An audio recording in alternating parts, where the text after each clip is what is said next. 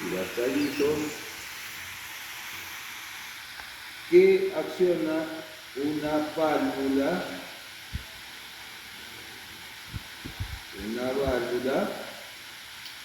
en la línea de escape. Esta válvula de la línea de escape va a abrir un paso hacia un conducto que va a derivar parte de los gases de escape después de la turbina.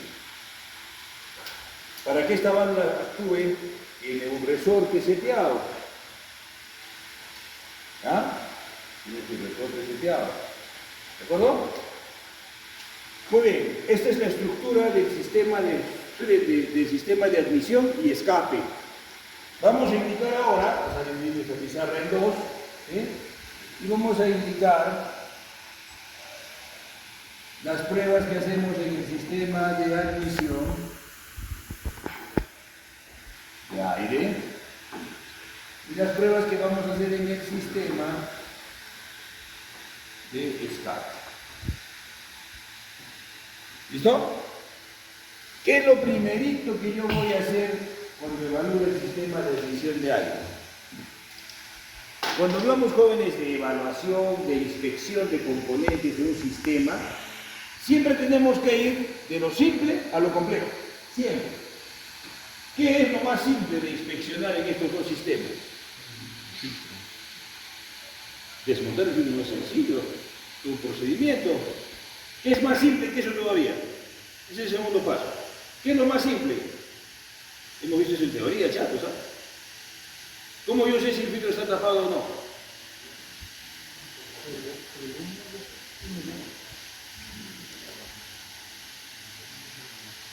¿Quién me puede avisar que están los filtros de aire obstruidos? ¿Alguien nos indica? Los indicadores. ¿Sí? Yo puedo tener un indicador visual que esté instalado después del filtro. Este indicador visual, jóvenes, que está instalado después del filtro tiene tres franjitas. Tiene una franjita verde,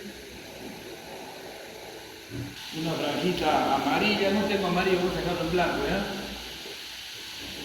Y tiene una franjita roja.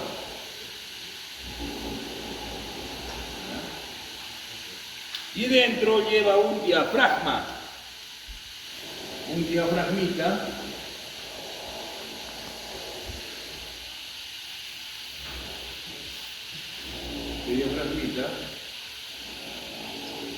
Que tiene un resorte, ¿ya? Un resortito. Entonces, ¿qué sucede? Si en este conducto el vacío se incrementa, es porque el filtro está tapado. Atienden acá, razona y atiende acá por favor. Mira, prende el motor, el compresor empieza a trabajar, ¿no? Empieza, acuérdate que el compresor es una bomba, aspira aire. Eso sumando a lo que el motor aspira en el tiempo de admisión, cuando el pistón desciende en admisión, sí, aspira. Esa aspiración genera aquí en esta parte vacío, vacío. ¿Ya? El filtro de aire, ya hemos dicho hace un momento, ofrece restricción al paso. ¿Sí? Ofrece restricción al paso. Entonces, mientras más restricción ofrezca al paso del aire, ¿qué va a pasar con el vacío aquí, jóvenes? ¿Va a aumentar o va a disminuir? Va a ir aumentando. Conforme el filtro de aire se vaya tapando, va a ir aumentando el vacío. Como va a ir aumentando el vacío, influye sobre el diafragmita y su resorte. Tarde o temprano lo va a vencer, lo va a ir venciendo, ¿sí? Entonces, este diafragmita va a ir avanzando. Primero a la escala verde, aceptable, amarillo, precaución, y cuando llegue a rojo, es que ya el vacío es demasiado alto. Y si el vacío es demasiado alto, es porque está el filtro de aire tapado. oscuro. ¿Qué tengo que hacer? Limpiar. Y si no sirve ya con la limpieza, cambiar. ¿Se das cuenta? Ahora, puede que no tenga yo un indicador visual cerca al filtro, puede tener también un indicador luminoso en el tablero, no en teoría, ¿no? El indicador luminoso en el tablero. ¿Ya? Entonces, mi primer paso va a ser verificar. Voy a poner así NOS, ¿no? Porque puede ser, como vuelvo a repetir, visual, como este, o luminoso en el tablero. Los indicadores de filtro obstruido. En base a lo que yo determine, ¿no? Si yo veo que el indicador ya está en el rojo, ya tengo que limpiar el filtro, ¿no?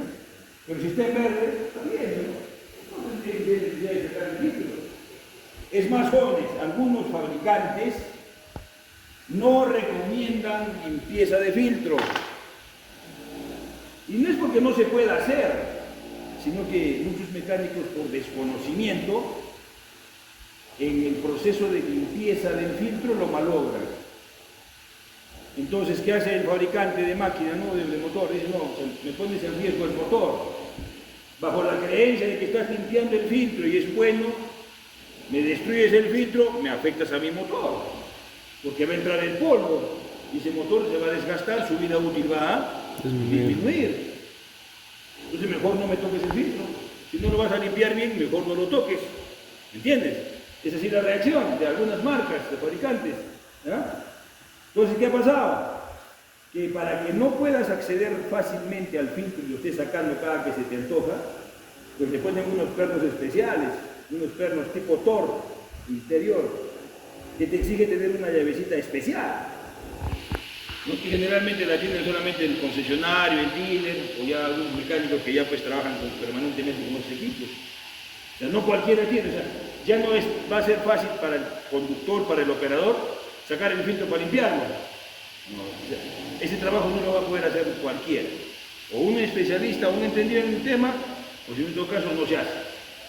Por eso que tú vas a encontrarte cuando tú vayas de repente alguna vez a un bus, a un camión, y te acercas al filtro de aire y dices, voy a sacar el filtro. ¿No? No va a ser tan fácil como por ejemplo en los gemelos, ¿no? Que papa 3 grampitas y ya está afuera.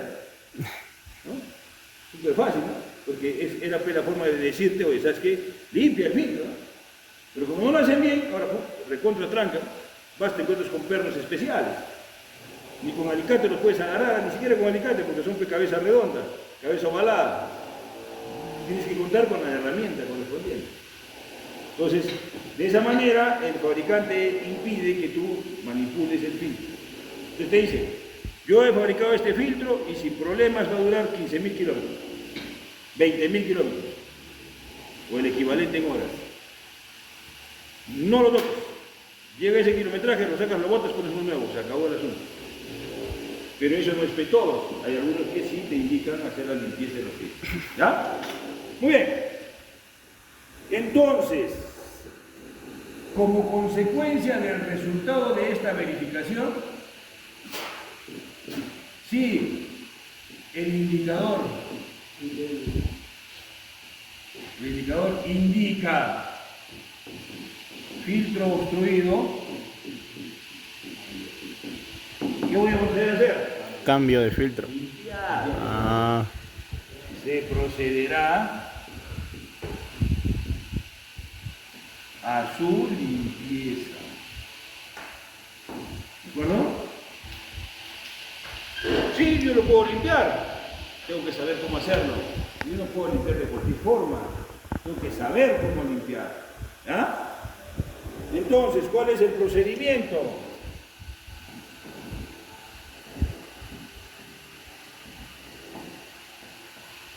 ¿Cuál es el procedimiento para hacer la limpieza? Primero, desmontar y limpiar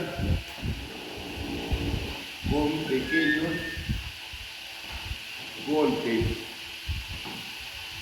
Tú desmontas el filtro. Normalmente los filtros en los de maquinaria móvil son de forma cilíndrica, ¿sí? Los filtros normalmente, como los que hemos visto, hemos evaluado la clase pasada, ¿no? Y ahora los van a evaluar ustedes con más detenimiento, los tienen que sacar, verificar. Estos filtros son cilíndricos, entonces ¿tú qué haces? Lo aproximas a una superficie plana, ideal que sea con jeve, ¿no? Pero si no, por lo mínimo que sea plana. Acercas tu filtro a esa superficie plana y a una altura de 15 centímetros aprox, vamos a ponerte a medir con una wincha, ¿no? Aprox 15 centímetros, ¿qué haces? Sueltas el filtro y lo dejas caer con su propio peso, nada más. No vas a hacer esto, pues eso ¿qué va a pasar? Lo vas a bollar, ¿ve? Se va a bollar, ¿ah? Simplemente 15 centímetros, lo dejas caer con su peso. Levantas otra vez, vas a darte cuenta que cuando levantas el filtro, polvo, botas el polvo, ¿no? No a la basura, no al desagüe, ¿eh? Ese polvo se bota a un contenedor especial para que se le deseche correctamente. En eso tú tienes que demostrarte profesionalismo, que sabes de normas de cuidado medioambientales. Tú no sabrás así, ya podemos decir la tierra al piso, ¿no? ¿De acuerdo? Tienes que demostrar que conoces, entiendes y velas por el cuidado medioambiental. Vas a contaminarlo, ¿no? Golpeas y vas girando, ¿no? Vas girando, vas volteando, vas girando, vas golpeando, vas girando. ¿Cuántas veces, profe? Las veces que tú consideres necesario, ¿no? Hasta que ya tú veas que ya no cae polvo. Vas a darte cuenta de la cantidad de polvo que va a caer con esa simple acción de darle pequeños golpecitos al fin. ¿Ah? Con pequeños golpes a una altura de 15 centímetros. ¿Ya? Hecho eso, vamos con el segundo paso. Limpiar con aire comprimido en sentido opuesto al flujo. ¿Y eso por qué? Hay un par de alrededor. Entonces, en sentido opuesto al flujo. ¿Por qué jodes en sentido opuesto al flujo?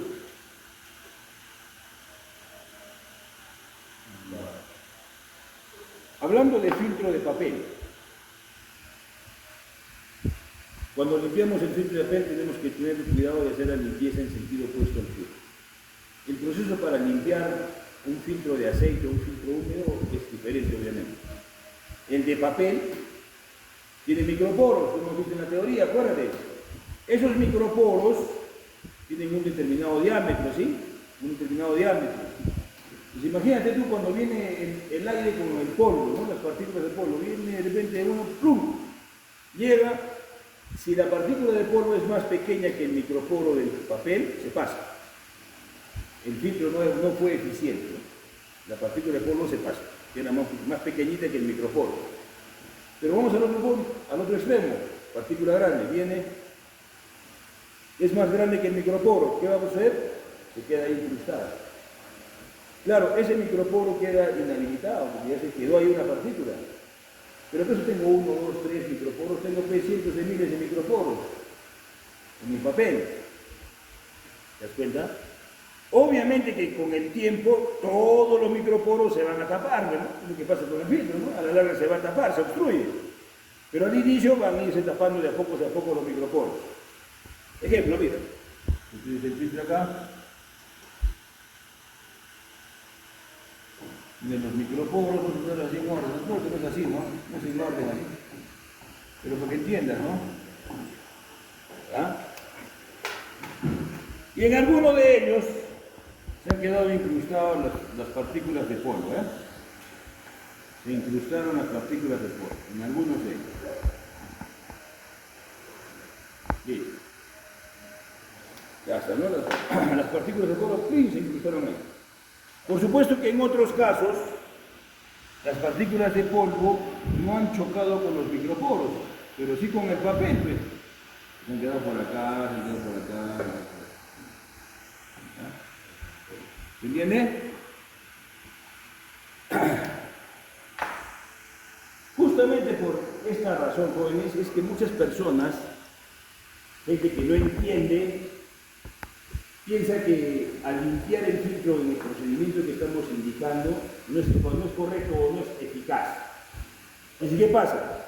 Cuando tú limpias en sentido opuesto al flujo, le metes presión de aire en sentido opuesto al flujo, a una presión de 30 a 35 psi, ¿Ya? Solo vas a remover las partículas que están incrustadas en los microporos. ¿No? La partícula, ¡pum!, se incrustó, ¿no? Si le metes presión de aire, se va a desprender del microporo. Pero solo esas, entonces mira cuántas son. Esta de acá, esta de acá, esta de acá, esta de acá, esta de acá, esta de acá, esta de acá.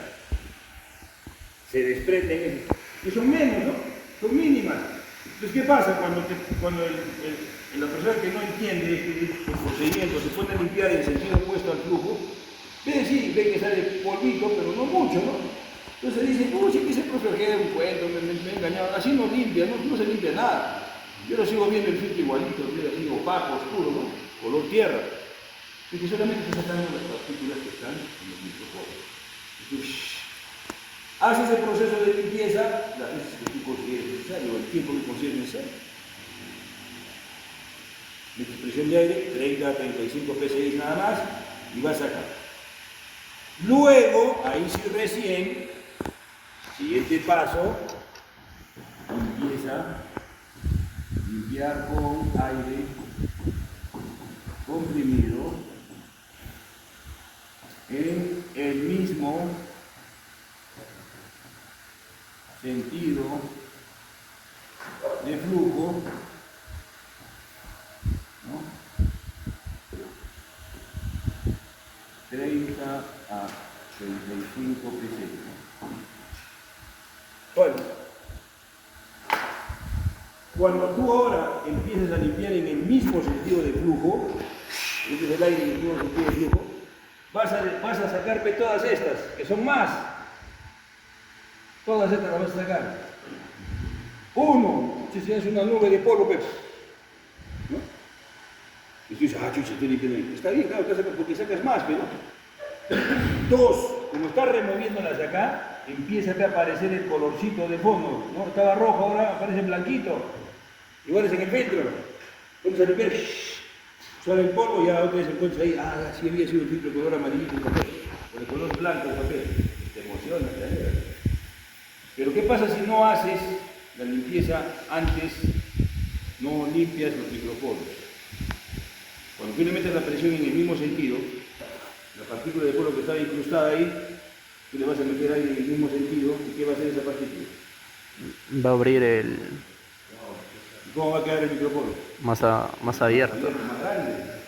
¿Y qué va a pasar? Ya no va a retener polvo como debiera. O sea, ese filtro lo acabo de malograr inocentemente por no saber cómo se hace el procedimiento de limpieza, lo malogré. ¿Te das cuenta? Así es sencillo. ¿Ya? Luego de la limpieza del filtro, obviamente, jóvenes, tienes que realizar la inspección visual del filtro. Sucio no lo puedes inspeccionar, tiene que limpio. ¿Lo has limpiado o lo inspeccionas?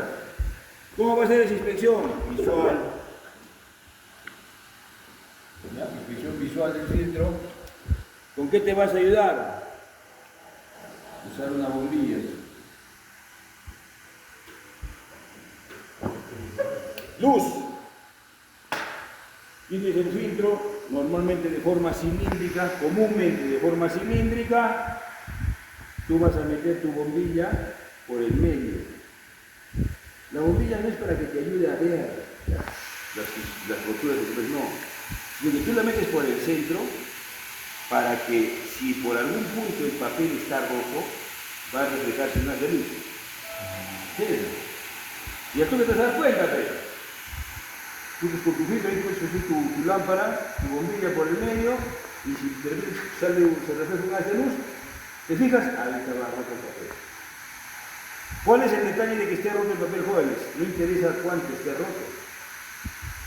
Está roto, simplemente. Recuerda que el aire es un fluido. Ustedes han hecho hidráulica y son neumáticos, ¿sí? El fluido siempre va a buscar el camino más fácil, siempre. Entonces, por esa roturita, el filtro puede ser de este porte, de este diámetro, como te decía, ¿no? Grandazo. Y la rotura de repente es de este portecito más pequeñito, y dices, esto no es nada en comparación con semejante filtro. No pasa nada. Sí pasa, hermano, porque por esa pequeña rotura va a darse un paso grande de aire, un caudal grande de aire. ¿Por qué? Porque el aire va a buscar un camino más fácil, como cualquier otro fluido. Entonces, un filtro que tú te encuentres que está roto, así sea pequeña la rotura, ese filtro no sirve. ¿Qué tienes que hacer? Y a los filtros descartables, ¿no? De uso único, ¿ya? Se le tiene que cambiar. ¡Listo! ¿Cuál va a ser tu segundo paso? Tu segunda tarea. Verificar toda la línea de admisión.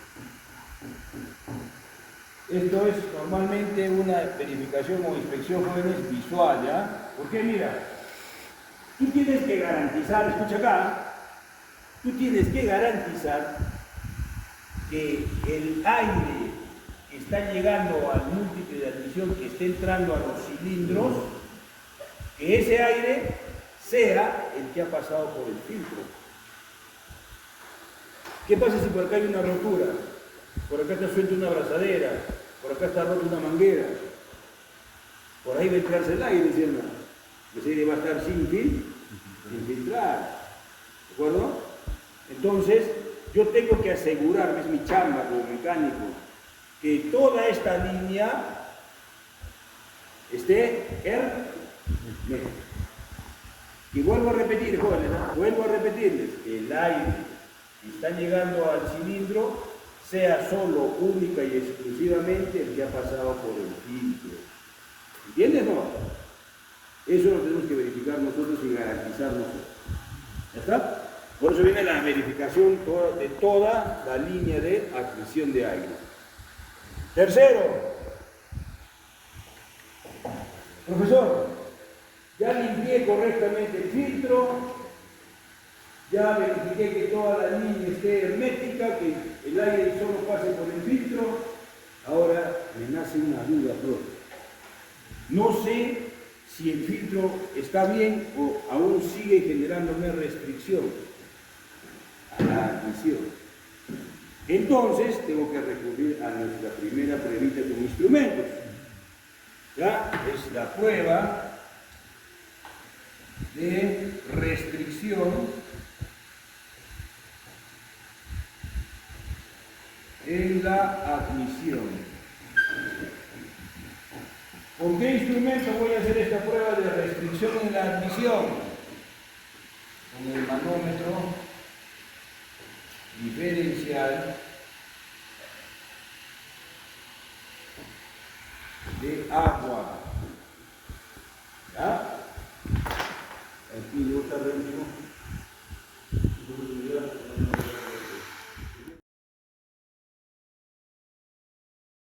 Manómetros, pero para hacer pruebas de presiones de motor, no son presiones muy altas.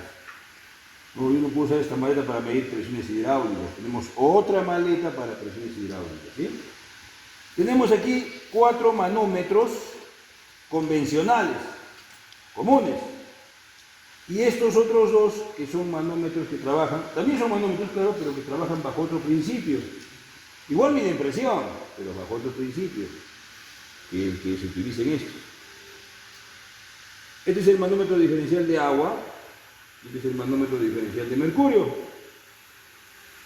¿Sí? Como la unidad de medida de pulgadas de mercurio, pulgadas de agua no es muy usual o muy conocida o muy... ¿no? Es por eso que acá nos dan la equivalencia a kilopascal. Y así es una unidad de medida de presión que es más común para nosotros, ¿cierto? Ya lo conocemos más. Muy bien. ¿Bajo qué principio trabajan estas? Así, a grosso modo más. Si quieres investigar más a fondo, ya sabes dónde tienes que hacerlo, ¿no? Todos hemos visto en alguna oportunidad cuando van los albañiles a construir, ¿no es cierto? Siempre llevan cuando van a hacer la solera, ¿no? Después de haber hecho todos los cimientos, van a hacer solera, ¿qué llevan? Su manguera transparente, ¿sí? ¿Y qué hace con esa manguera? La llenan de agua, ¿sí? Sacan niveles, ¿no? Ya, ese principio de llenar un conducto con agua, en este caso con mercurio, y luego ver cuánto incide la presión sobre él, es una forma de medir presión. ¿Eh? Entonces, bajo ese principio básico, te lo estoy dando así facilito nomás, trabaja eso. Manómetro diferencial de agua, manómetro diferencial de mercurio. ¿De acuerdo? Listo. Fíjate que en el manómetro diferencial de agua tenemos dos conexiones. Una que dice vacío, y otra que dice presión. Vacío, presión. Y en este otro, que es el manómetro diferencial de mercurio, tienes dos canales. Canal 1, canal 2, y este selector que te permite seleccionar el canal del cual quieres tú medir la presión. Lastimosamente, tú vas a poder tener aquí dos fuentes de presión, ¿no? Dos mangueras, dos señales, ¿no?, de presión. Pero no las vas a poder medir en simultáneo. Según el selector, mides esta. ¿Quieres medir esta? Tienes que girar y medir esta. ¿Te das cuenta? Por eso nosotros tenemos una aguja. Pero igual tenemos la facilidad, ¿no?, de rápida obtención, ¿no? Obtengo rápidamente, ¿no? Quiero verla al canal 1, giro. Quiero verla al canal 2, giro. Ya está, al toque. No estás pues cambiando la manguera para allá, ¿no? Entonces, es lo práctico de trabajar con una maleta. Donde tengo yo varios manómetros. Igual estos, ¿no? Yo puedo tener, mira, en simultáneo 4 señales, 4 puntos de muestreo de presión. Y eso sí, en algunas pruebas se necesita, por lo menos de 2 o de 3. Entonces, ya tienes la maleta. Estos son los conectores rápidos, ¿sí? Esta es la manguerita, mira, viene marcada, esta es para aire, admisión y escape, y estas son para aceite. Cuando hagamos presión de aceite y otros fluidos, trabajamos con esos. Este es para admisión. ¿Ah? Entonces, mira, para colocar, fácil, presionas nomás. Colocas, presionas, ya está. Intentas sacar, no va a salir. Quiero retirar, con tus dos deditos, mira, presionas hacia abajo y sale sencillísimo. Tienes que presionar hacia abajo el seguro. Para colocar no hay necesidad de presionar. Colocas, ya está.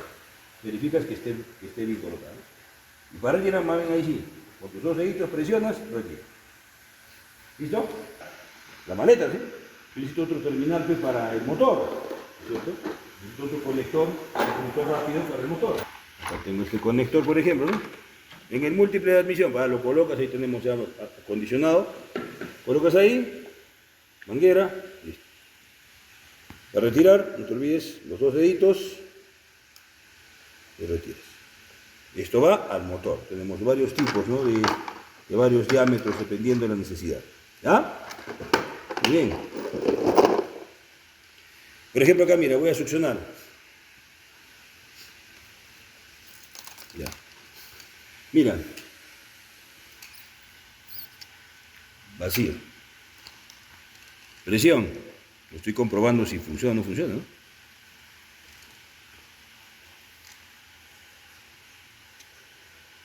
¿No? Sí tenemos, entonces sí trabaja, ¿eh? Ahora, recuerda que todo instrumento de medición se le tiene que verificar primeramente si es que está calibrado. Es más, debe contar con su certificado de calibración, ¿no es cierto?, que generalmente es anual para este tipo de instrumentos. Torquímetro, obligatoriamente, ¿no?, nuestros torquímetros. Manómetros, micrómetros, son instrumentos que deben estar calibrados. Y no solamente calibrados que yo lo diga, ¿no? Usted dice, no, ya sí yo lo he calibrado. No, no. Tiene que ser calibrado con un certificado de calibración. O sea, que alguien lo haya calibrado y te certifique, ¿no?, te garantice que está calibradito. Y ese certificado de calibración te dura normalmente un año. En algunos equipos que son de uso más frecuente, 6 meses. Pero normalmente es un año. Si tú vas a trabajar para mina, para industria, ellos trabajan bajo ciertos estándares de calidad y seguridad, y ahí te obligan a que todos tus instrumentos de medición, tus instrumentos de precisión, estén calibrados y que cuenten con su certificado de calibración. Si no, no te van a tratar, te van a sancionar. ¿Ya? Todas las empresas contratistas tienen bien claro ese panorama, ¿no? Y todas están bajo ese estándar. La mina ya ese es su estándar, ¿no? Y la mina tiene su personal que se encarga siempre de mantener todos esos equipos ya con su certificación correspondiente. ¿Listo? Muy bien. ¿Dónde voy, hermano? Así. De agua, que me va a medir cuánto es el vacío aquí. Canal de vacío, me va a medir cuánto es el vacío. Si el vacío aquí excede a las especificaciones que ya te he dicho que están en la guía de taller, que supuestamente tú ya has leído y has sacado esa información, ¿cierto? Ahí te va a decir cuánto es el máximo. Si excede a eso, por más que el filtro lo hayas limpiado 2 veces, porque te permite hacer la limpieza hasta 2 veces, si la restricción es mayor, tiene que cambiarse él. Sucede, jóvenes, yo hace muchos años cuando trabajaba en Senaki, teníamos un probador de filtro, ¿no? Yo les demostraba a los usuarios, ¿no? Compré yo el filtro original y el filtro alternativo. Y no que no filtrara, sino que la calidad del papel no tiene estandarizado en los microporos. La calidad del papel es importante. El micraje es importante. Entonces tú agarrabas el problema, una plataforma, ponías ahí el sitio y le dabas función. Y te marcaba ahí cuánto de vacío te daba, cuánto de restricción te daba el sitio. Nuevo es, ni uno. Te daba la caja, hacías la prueba, te pasaba demasiado. ¿Y cuándo se dan esos problemas? Cuando a veces tú vas a la tienda de repuestos y dices, quiero comprar un filtro para este motor. ¿Y cuál es la mala costumbre? Yo no la muestro, ¿no? Quiero este filtro. O simplemente vas a decir, quiero este filtro. Ni siquiera indicas por qué motor. Ahora va y nos compra igual, ¿no? Le da el mismo día, todas las medidas son exactas. Ya, esto. No se puede. Podrán ser iguales en dimensiones, pero no en el micraje del papel. O son muy grandes los microporos, no limpia bien el aire se va a meter con polvo al motor, o nos vamos a otro extremo, muy pequeño el micraje, ya también demasiada restricción. Para otro motor sí va bien, porque otro motor de repente genera más succión, más vacío, pero para tu motor no.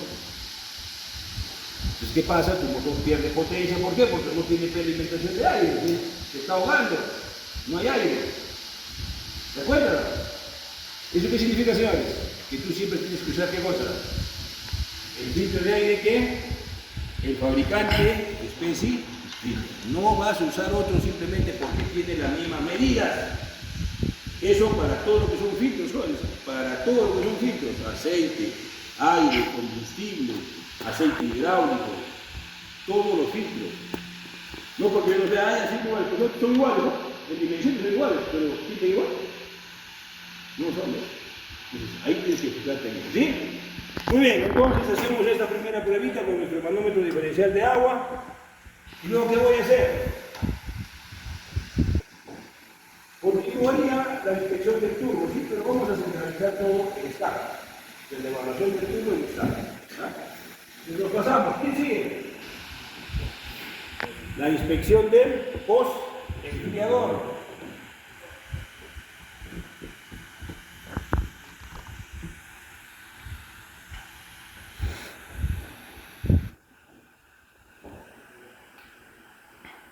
Una inspección visual de arranque es importante y necesaria para diagnosticar su estado, pero bajo síntomas se le tiene que someter a otras pruebitas. Viene la máquina al taller y te dice que es esto, mi máquina perdió potencia total 100. Perdió potencia, ¿no? Una subida no trepa ni en retro. Ha perdido potencia. Puede ser que esté fallado, esté picado el intercooler, que esté permitiendo que no se genere o no se cargue la gente, que esté jugando el aire. ¿Ah? Es una falla muy común, jóvenes, ¿ah?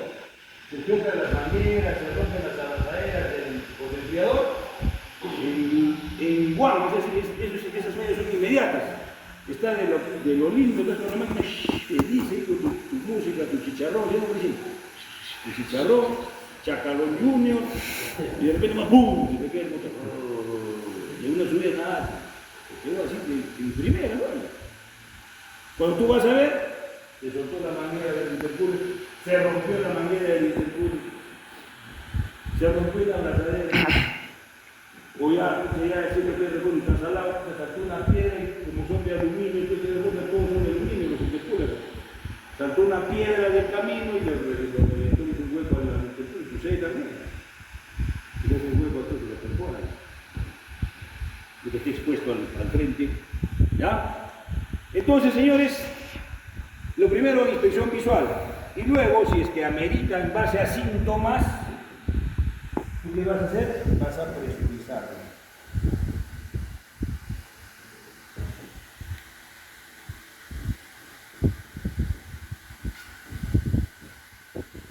Hay unas maletas para presurizar intercoolers. Tiene como unos tapones, como unos chupones. Chupones, tiene su conector rápido, su medidor de presión, para ver si hay fuga o no de presión. Le pones la entrada de los dos tapones. Tienen de diferentes diámetros. Tapas, presión. Obviamente con este equipo se conecta a una línea de aire, ¿no? Aire comprimido. 4.5 bar nada más, no mucha presión. Tiene mucha presión. Y ves que no fuga aire del intercooler. Si fuga, chao intercooler. Eso no se puede soldar. Son fabricados de una aleación de aluminio más brava, súper rara. Es complicadito, ¿no? O sea, lograr soldar ese componente es muy difícil. Muy difícil. Ahí es más fácil te pones en tener ese problema. Podrán decirte por ahí, sí, se suelda, sí, lo hago, yo. No hay garantía. No hay garantía. Lo que debe salir de tu boca es cambio. Ahora, si entonces quieres hacer esos experimentos, ir por ahí, buscar quién se lo suelda, y encuentra a alguien que se lo suelde, que genial, pues, ¿no? Pero ya eso le escapa de tu responsabilidad. Eso siempre es importante, jóvenes, ¿sabes lo que uno dice? Porque si tú le dices, sí, se puede reparar, ¿sí? El cliente lo va a asumir como que tú le sugeriste. Y si falla, después dices, pero yo te dije que eso, pero tú me dijiste que sí se podía reparar. Y te va a hacer problemas en la vida, ¿no? Muy bien. ¿Qué paso siguiente? Siguiente prueba de la admisión. La prueba de presión de refuerzo.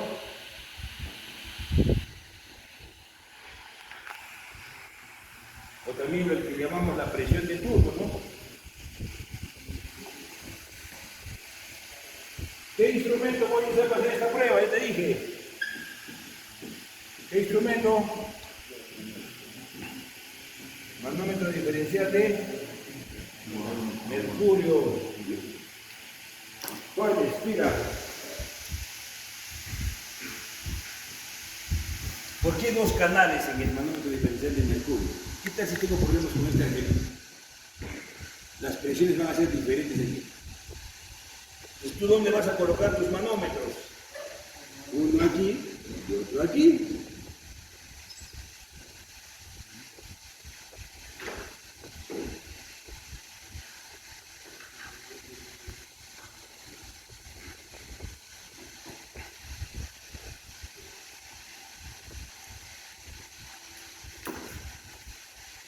¿Qué pasa si mides, hay presión aquí y acá la presión está súper baja?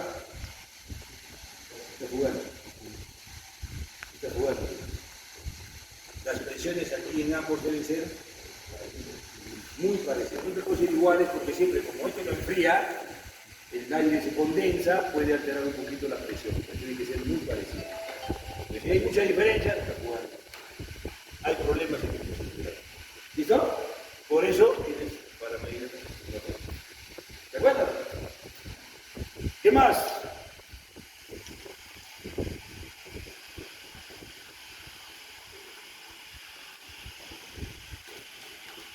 Inspección de temperaturas.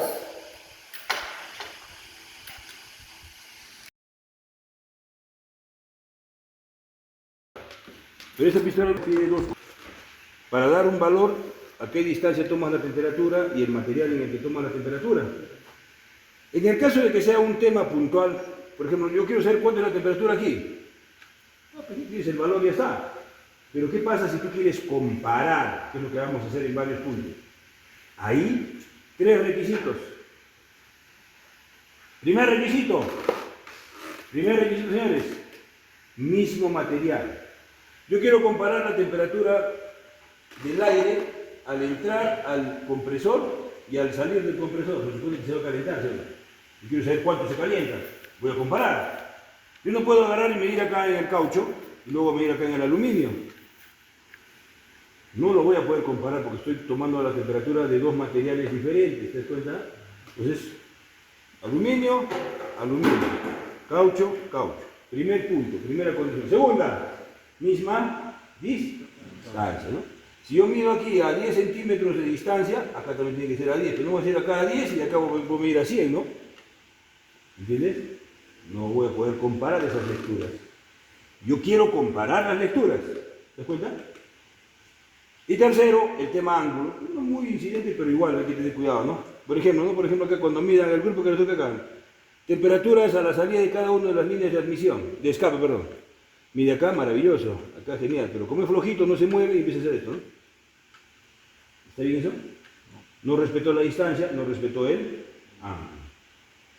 Mismo material, misma distancia, de preferencia, mismo ángulo. ¿Cuál? Si es que tiene que ser el mismo material. Mismo material, ¿no? Puede marcarte una temperatura baja, ¿no? Cuando una temperatura baja, ¿no? Ahí. Pero si tú agarras y luego mides acá y luego mides acá en latón, es diferente. Esas lesiones de aluminio y el latón. No va a servir. ¿Ya? No vas a poder comparar la lectura. Y lo que queremos es comparar. ¿De acuerdo, jóvenes? Muy bien, vamos a estar. Yo no creo si no veo. Todo tu trabajo tiene que estar bajo evidencias fotográficas. Por eso es que te paso la guía de taller en Word, para que la descargues y luego la trabajes, la llenes, pongas toda tu información, todas tus evidencias fotográficas. Evidencia fotográfica, comentarios. Si quieres, manéjalo bajo un cuadro, si quieres, manéjalo así nomás, imagen y luego el detalle abajo, como tú quieras, pero tienes que haber imagen, que es la evidencia fotográfica, y abajo el comentario de ella, porque yo no voy a adivinar qué quieres decir con la imagen. Tienes que decirme qué quieres darme a entender con la imagen. Mira acá. Referencia. Esto es como para tema de estudio, ¿no? Análisis. ¿A qué temperatura está entrando el aire al sistema? ¿Cómo partir de ahí? Luego, esto sí nos interesa. Temperatura 2. Entrada al compresor. Temperatura 3. Salida del compresor. Ahí sí me interesa, ¿no? Voy a saber aquí cuánto se ha calentado el aire al pasar por el turbo. Luego, lo obvio, ¿sí? La temperatura 4 a la entrada del pozo enfriador y la temperatura 5 a la salida del pozo enfriador. ¿Cómo deben ser las temperaturas ahí? Diferente. El enfriador justamente tiene una chapa ahí, ¿no? Bajar la temperatura al aire, tiene que haber diferencia. Que no va a ser muy marcada, porque sea 10 grados ideal. Eso de que hemos hablado de 70, en teoría 80, es teoría, ¿no?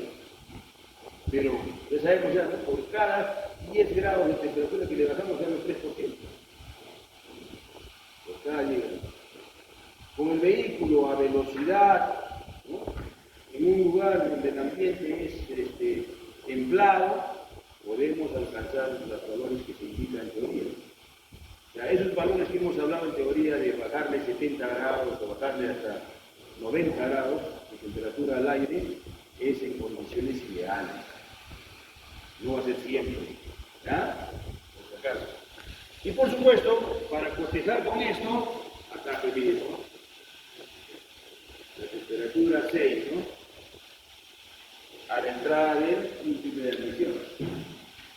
El aire que tomó del medio ambiente entró a 20 grados y al motor está entrando a 60 grados. Ustedes verán cuánto más es el valor. Nosotros sacamos cuenta por ahí, ¿no? Para el análisis. Ya, entonces, temperaturas, desde la 1 hasta la temperatura 6. ¿Ya? Eso es la admisión. ¿Qué hacemos en escape?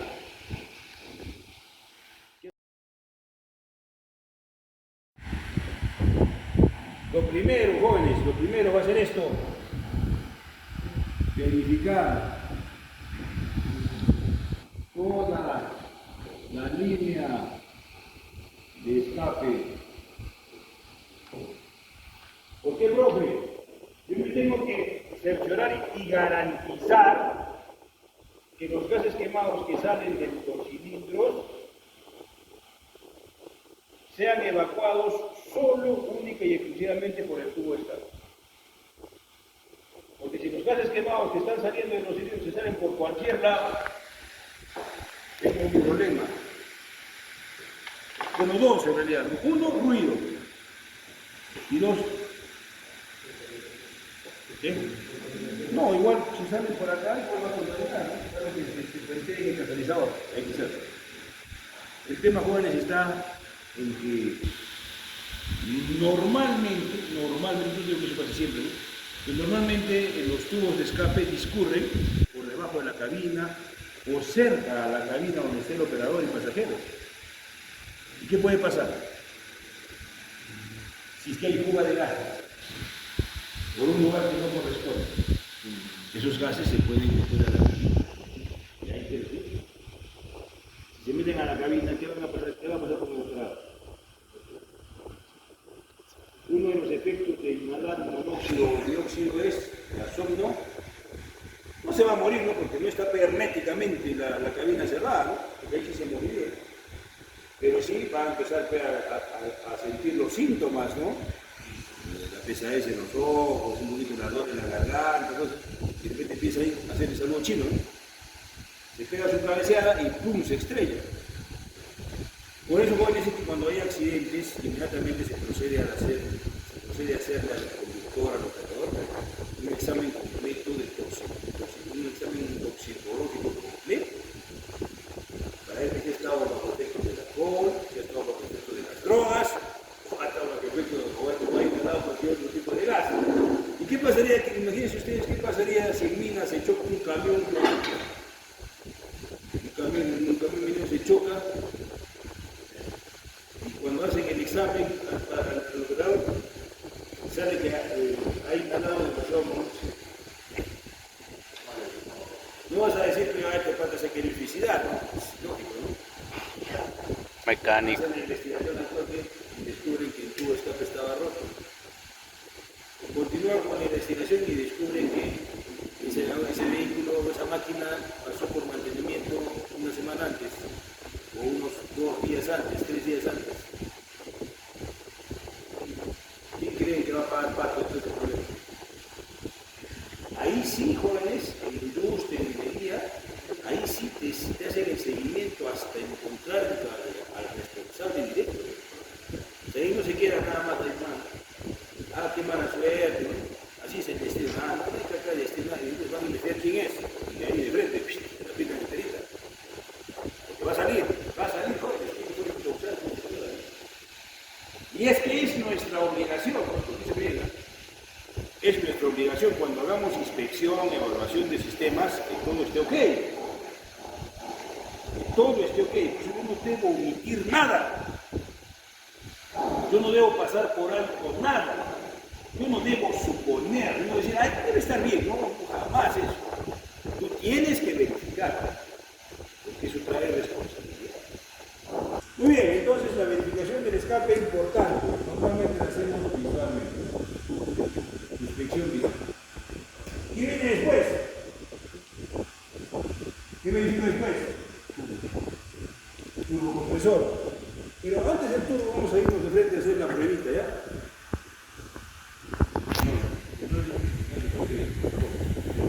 Inspección del turbo.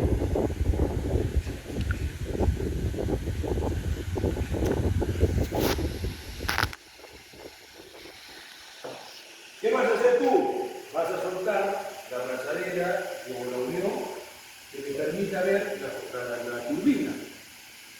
Y vas a soltar la unión que te permita ver el compresor. Te paras, esta prueba la vamos a hacer en el cambio, que es más fácil, ¿ya? Todos los grupos van a hacer esta prueba en el cambio. La inspección del turbo. ¿Cuál es la inspección? Primero, visual. En esta inspección visual, ¿qué vas a ver? ¿Qué vas a ver en esta inspección visual? Primero, fuga de aceite. Pues, si yo saco la conexión y veo que el compresor está bañado en aceite, problema serio, ese turbo lo tengo que intervenir al toque. Si yo saco la conexión de la turbina y veo que la turbina está bañadita en aceite, intervención al toque, hay fuga de aceite. Recuerda que el turbo tiene su eje que se apoya en dos bujes especiales, un buje de bronce especial.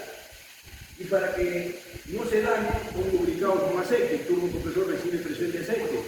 Entonces acá tenemos un núcleo donde circula aceite al lubricar al eje con sus bujes. Para que ese aceite no fugue hacia el compresor o no fugue hacia la turbina, van unos anillos que retienen y evitan que fugue el aceite. Si empieza a fugar aceite es porque ya hay problemas con esos anillos o hay desgaste de los ejes o los bujes. Pero profesor, ¿por qué podrían gastarse si tienen full aceite? Se gastan cuando hay una mala operación. Prendes el motor con turbo, lo aceleras, inmediatamente malogras el turbo. ¿Por qué, profe? Porque apenas tú has prendido el motor, el aceite tarda en llegar a las partes móviles. Y tarda más todavía en llegar a los accesorios, y el turbo es un accesorio. Entonces al turbo le va a llegar pena aceite pasando 5, 6, 7, 8, 10 segundos. Ese lapso de tiempo el turbo trabaja sin aceite. Si tú lo aceleras el motor, pobre turbo, que se va a desgastar. Igual cuando vas a apagar el motor, has acelerado el motor, has estado midiendo de a 100 por hora, el motor 3000 RPM, llegas a tu destino, te estacionas, tú no vas a apagar el motor al toque. Los que una vez han viajado, ¿no? ¿Han visto ustedes cuando se paran los camioneros, se estacionan para almorzar en un restaurante? ¿Acaso apagan de frente el motor? No, se estacionan y dejan el motor prendido ahí. Y ellos saben lo que puede pasar. Si tú llegas y te impugnas y lo apagas el motor luego de haber estado bien acelerado, ¿qué pasa? El motor baja sus revoluciones al toque, pero el turbo no, el turbo demora. 8, 7, dependiendo de las RPM en la que esté, 8, 7, 10 segundos, un minuto, tarda en bajar sus revoluciones. Si tú apagas el motor intempestivamente, cortas el funcionamiento de la bomba de aceite. Se corta la presión de aceite, el turbo se queda sin aceite. Mismo efecto que al arranque, igual cuando apagas.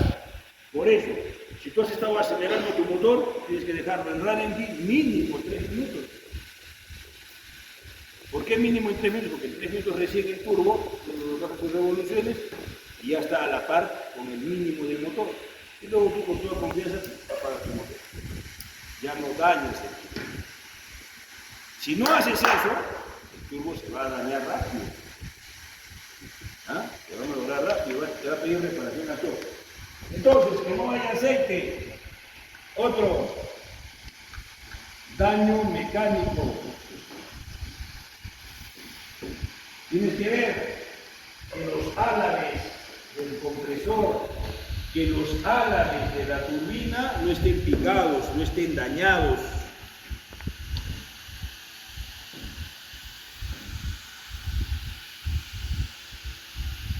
¿Qué pasa?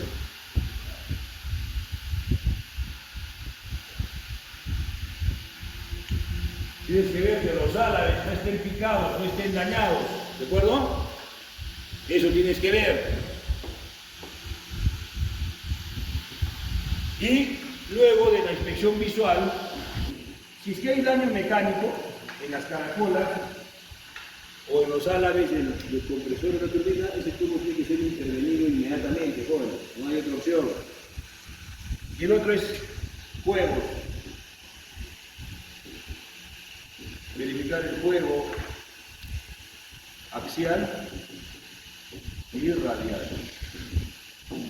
Como ya he retirado las tapas, tienes acceso al eje de los dos, compresor y turbina. Entonces agarras y verificas juego axial. Si tú ves que está clock, ese turbo hay que intervenir. Juego radial. Si tiene juego radial, clock, ya ese turbo hay que intervenir. Hay que reparar. ¿Ah? No podemos esperar a que ya pidamos reparación del turbo cuando ya está perdiendo presión y ya está todo hasta el muelle. Cuando ya nos inundó de aceite el enfriador, o nos inundó de aceite el catalizador, o nos inundó de aceite el silenciador. Pues es triste, porque ahí no solamente vas a tener que reparar el turbo, vas a tener que reparar, limpiar o cambiar el posenfriador. si se inunda de aceite, o vas a tener que limpiar o cambiar el catalizador, o vas a tener que limpiar o cambiar el silenciador. ¿Entiendes? Y si ya no solamente vas a tener que reparar un componente, sino otros más. ¿Ya? Hay que intervenir. Listo, ¿qué pasa? ¿Qué viene después? Tercero, inspección del catalizador, si es que lo tiene.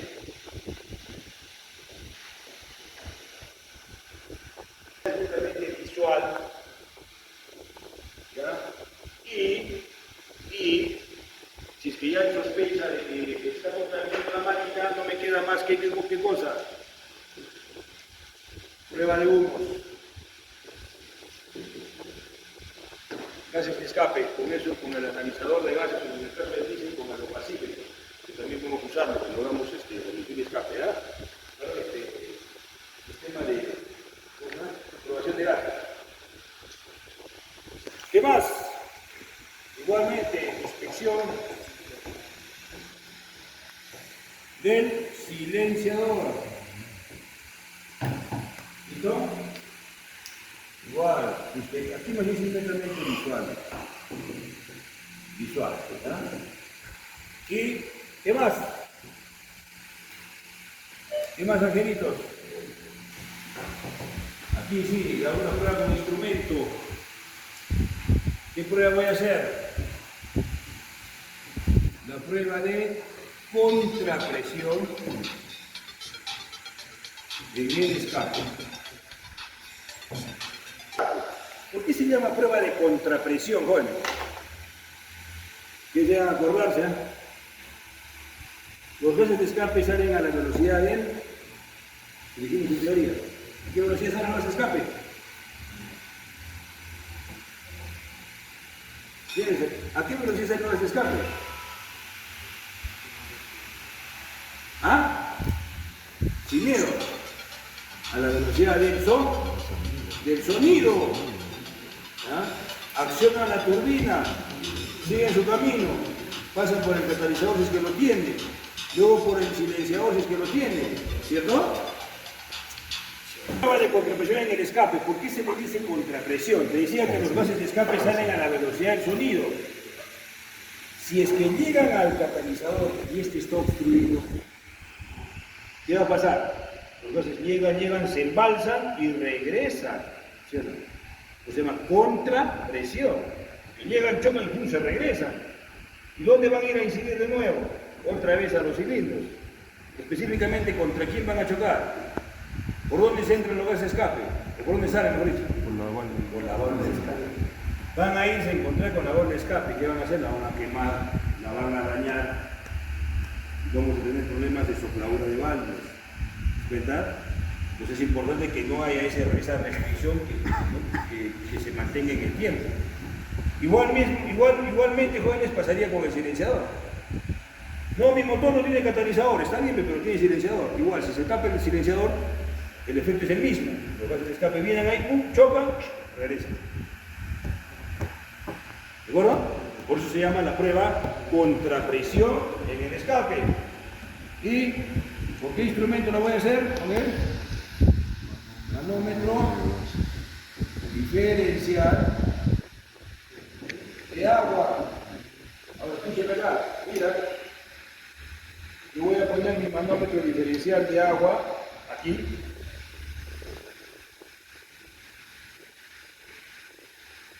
Antes del catalizador.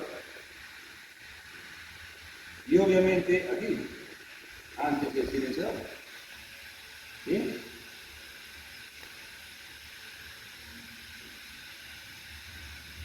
¿Entienden o no? Porque la restricción puede darse en el catalizador o en el silenciador. ¿De acuerdo? Entonces yo tomo presiones de contrapresión antes del catalizador, antes del silenciador. ¿Ya? Y hay valores ya especificados que ustedes los tienen en la guía. ¿Qué faltaría? ¿Qué faltaría? Válvula hueso. La prueba de la válvula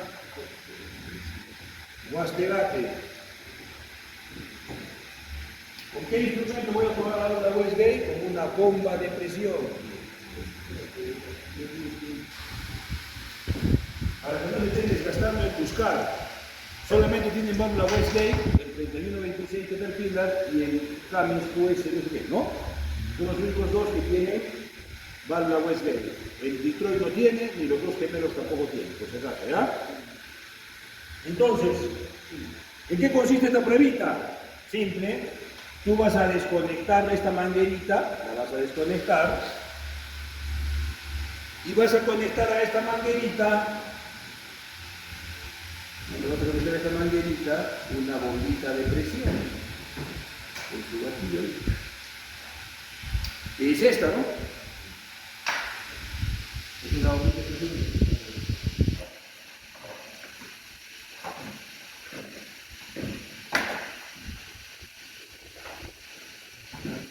El manguito, entonces agarran acá así.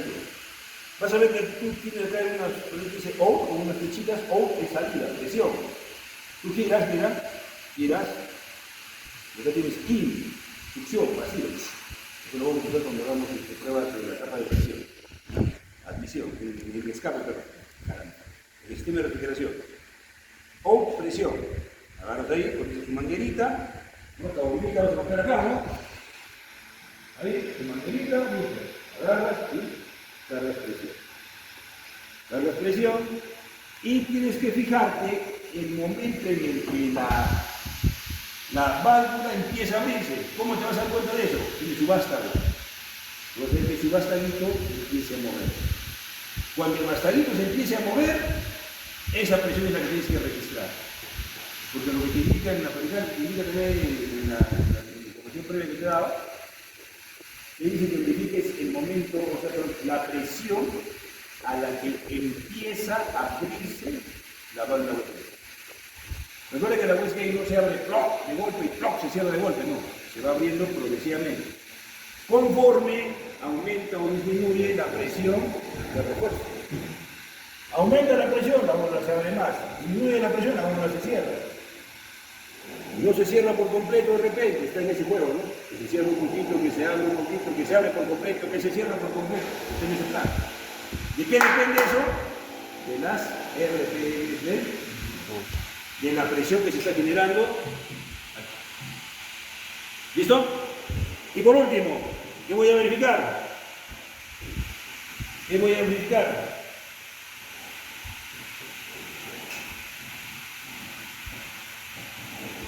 Temperaturas.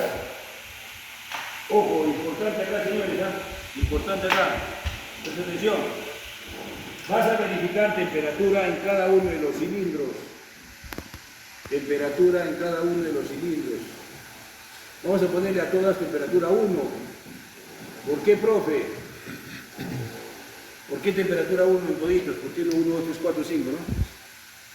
Porque tú vas a tomar las 4, en este caso las 6, ¿no? Que son motores de 6 cilindros. Tú vas a tomar las 6 temperaturas y una vez que tengas las 6 temperaturas las vas a comparar todas ellas. ¿Y por qué te importa esto? Porque en base a las temperaturas tú vas a saber qué está pasando con ese cilindro o con los cilindros. Imagínate, entonces mides temperaturas, temperatura del 1, 80, del 2, 80, del 3, 40. ¿Qué pasa con ese cilindro? Está muy frío. O al revés, ¿no? Temperatura 80, 1, 2, 80, 3, 80, 4, 110 o 120. Muy caliente. Entonces no puede haber diferencia. Si está trabajando muy frío o muy caliente en comparación a los demás, algún problema tiene. ¿Te das cuenta? Para eso nos sirve tomar las temperaturas de todos los cilindros. Algún problema tiene ese cilindro, hombre. Está muy frío, de repente no hay inyección, no hay combustión, qué sé yo. No está trabajando ese cilindro.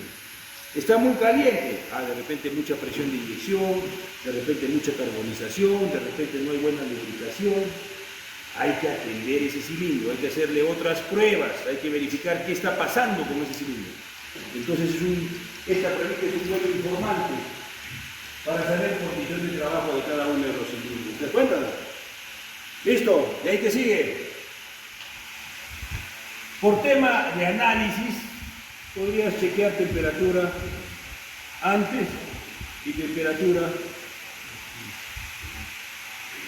después de la turbina. Sabemos que la turbina va a ceder calor al compresor, entonces va a haber siempre una disminución de temperatura. La idea es saber cuánto, ¿no? Cuánto de temperatura cede la turbina al lado del compresor. Tema de análisis. Acá sí nos interesa. Temperatura 4, temperatura 5, antes y después del catalizador. ¿Qué pasa si la temperatura aquí es alta y acá es bajita? Nos va a dar a entender rápidamente que está tapado esta línea, está tapado. ¿Ya? Inclusive es más rápido que esta prueba. Está tapado. La misma circunstancia en el silenciador. Temperatura 6. Temperatura 7. Si la temperatura en el silenciador a la entrada es 100 y a la salida es 20 o 30, está tapado. Está tapado. ¿Ya? Está tapado, señor. Estas temperaturas son importantes, ¿te das cuenta? ¿Ya? Este es netamente análisis, importante, ¿no? Para diagnosticar el estado del indicado. ¿Listo? Entonces no se olviden, en escape tenemos que hacer temperatura desde la 1 hasta la temperatura 7. ¿Listo? ¿Se entendió? Muy bien, esto es lo que tenemos que hacer hoy día. Tienen acá la maleta de presión, 2 pistolas de temperatura.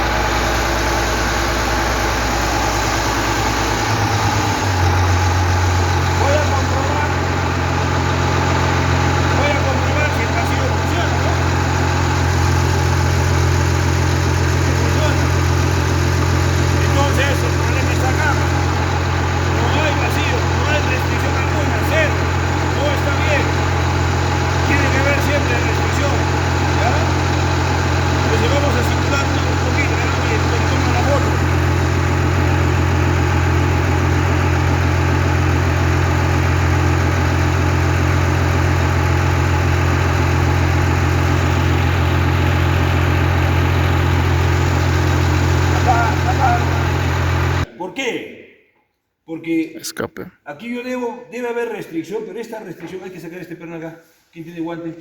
Yo. Saca el perno. Pero está caliente el peso quemado. Ponlo por ahí. Coloque este. Entonces, señores, acá va a haber también restricción, ¿sí? Acá es presión. Acá va a haber una resistencia, va a haber presión. Presur. Esa presión, claro, cámbialo a presur.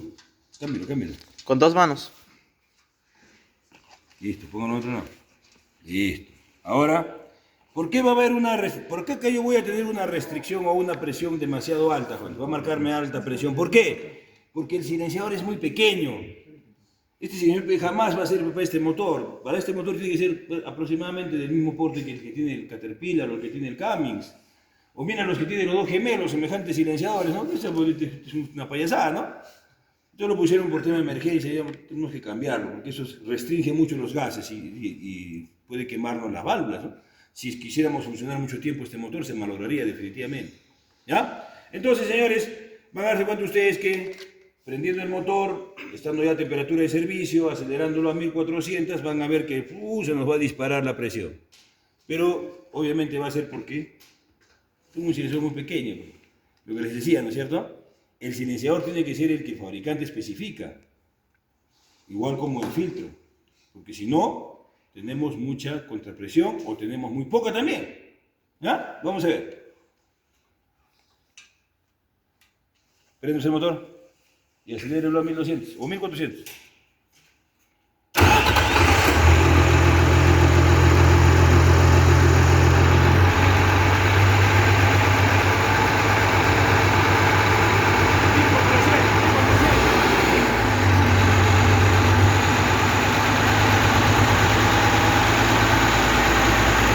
Escapando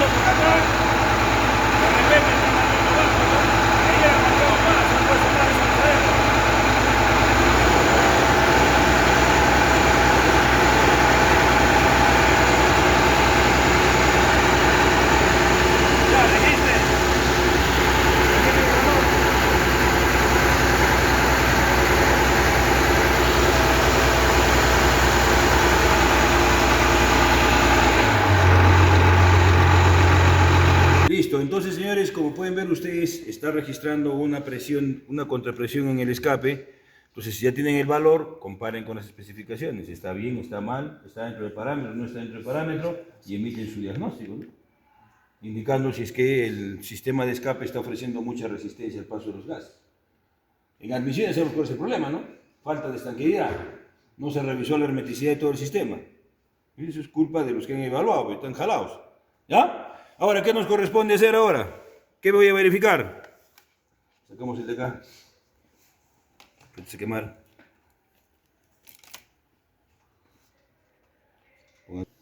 La presión de re, fuerza, una llavecita, voy a ver quién alguien tiene más fuerza, a ver.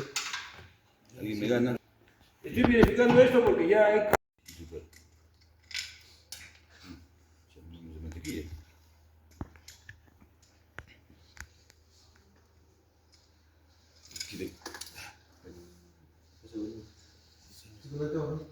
¿Para qué era eso, hijo? ¿Para qué se me dijo? Hermeticidad.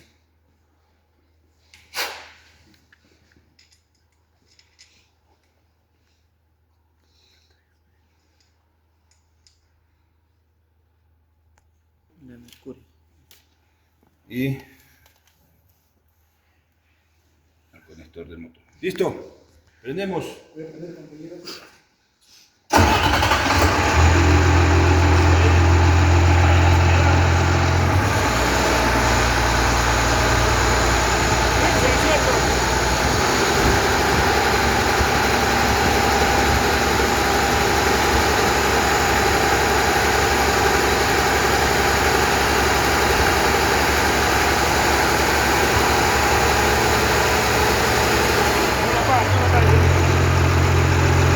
¿Qué es lo que pasa? Miren. ¿Qué no he hecho? Mira dónde está la aguja. No. Mira dónde está la aguja. Está abajo de cero. ¿Qué significa eso? Así es, que ese manómetro está de escala. Con ese instrumento no puedo verificar. Está, mira, por debajo de cero. Más o menos es como un aproximado, ¿no? ¿Cuánto es el recorrido, no? ¿Cuánto nos registra? ¿Ya? Bueno, no será.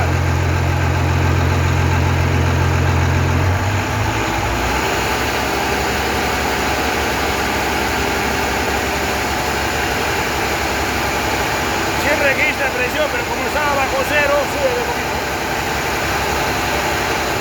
No lo apagues. Ahora, ¿por qué tan bajito, profe? Porque esta prueba se hace con el motor calado, es decir, enganchado, con carga. ¿Puedo hacer eso, mano? No carga. Entonces no podría hacer la prueba con el motor calado así, salvo que estuviera en un dinamómetro. ¿De acuerdo? No va, me va a dar valores, sí, me da valores. Pero valores que no voy a poder contrastar con lo que me dice el fabricante, porque el fabricante me da valores con el motor calado y no está calado. Entonces mucho cuidado de no equivocarse, ¿sí? Tú tienes que ver las indicaciones que te da el fabricante, ¿ah? ¿Cómo o qué pasos debes seguir tú para hacer la prueba de presión de refuerzo o presión de tubo? Te va a dar pasos. Tienes que seguir todos los pasos, si no, no funciona. ¿Ah? Entonces, esa pruebita generalmente se hace ya en máquina. Porque te pide que el motor esté con carga, o sea, enganchado, calado. Fuerza, ¿ya? Ahí se mide. Vamos a ver qué pasa en el otro, ¿eh? Listo. Ya subió acá el toque un poquito, ¿no? A ver cómo registra en el otro canal, a ver, vamos a ver.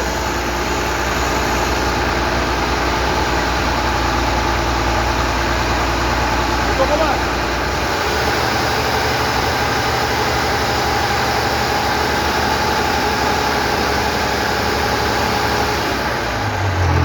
Ya.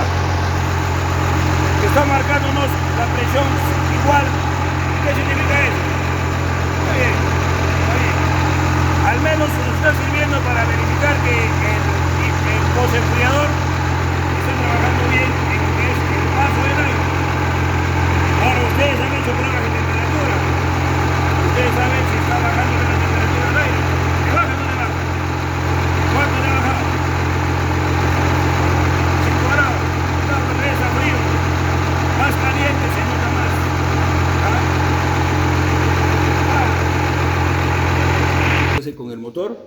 Calado. ¿Sí? No te voy a mentir, no te voy a engañar, ¿no? De repente tú ibas a creerme que se hace así la prueba y luego algún día vas a hacer la prueba y que te van a decir quién te ha enseñado, ¿no? ¿Ya? Entonces, te tienes que someter al procedimiento. Por ejemplo, Caterpillar, buscas en el IT o en SIS, ahí te sale el procedimiento paso a paso, nivel down. Muévase, agarre así, ponga así. Ya, si no puedes con eso, ya, ¿qué sería el colmo, no? Se prende el motor, caliéntelo a temperatura de servicio, aplique el freno de estacionamiento, ponga quinta en avance, por ejemplo, para hacer las pruebas, por ejemplo, esa prueba de calado es para la motoniveladora, que ahora la está en operativa. Ponga quinta en avance, ¿no? Pones el quinta en avance, pise el pedal de frenos, ¿no? Ponga quinta en avance, vaya soltando poco a poco el freno de servicio hasta que el motor se cale. ¿Cómo te vas a dar cuenta? Tú vas a acelerar el motor a más o menos 1600 RPM, el motor está acelerado, normal, parejito, tú lo sientes, parejito, ¿eh? De repente tú pones quinta en avance, con el freno si no tiene puesto con cuñas, ¿eh? Así que se te mueve la máquina hasta que terminas matando a alguien, ¿no? Y de ahí pones quinta en avance y de ahí vas soltando el pedal de frenos. La aceleración tiene que ser constante, 1600. Vas soltando, sueltas el pedal de frenos y va a llegar un momento en que tú, de lo que escuchabas el motor normal, como si estuviera aguando, ¿no? Ahí está. Cuando se da esa circunstancia, al toque tu lectura acá. Ahí te va a marcar. Ese valor, lo tomas, ese valor si lo comparas con las especificaciones. Y ahí vas a saber si está generando o no la presión de refuerzo correspondiente. Simple. ¿Ah? Con los pasitos. Por ejemplo, los pasos que te acabo de indicar son para hacer la prueba de refuerzo en la motoniveladora, ¿no? Pero de repente en otro tipo de máquinas o en otra marca de máquinas te pide otro procedimiento. Por eso te digo, para esta prueba de presión de refuerzo que necesito, procedimiento. ¿Ya? No se te va a ocurrir hacer así como ahorita hemos hecho. Esto es para que más o menos ya te familiarices cómo se hacen las conexiones, ¿no? Pero los valores que nos están dando no los puedo comparar con las especificaciones. ¿Listo? ¿Se entendió, Geritos? Sí. Listo, guardamos todo.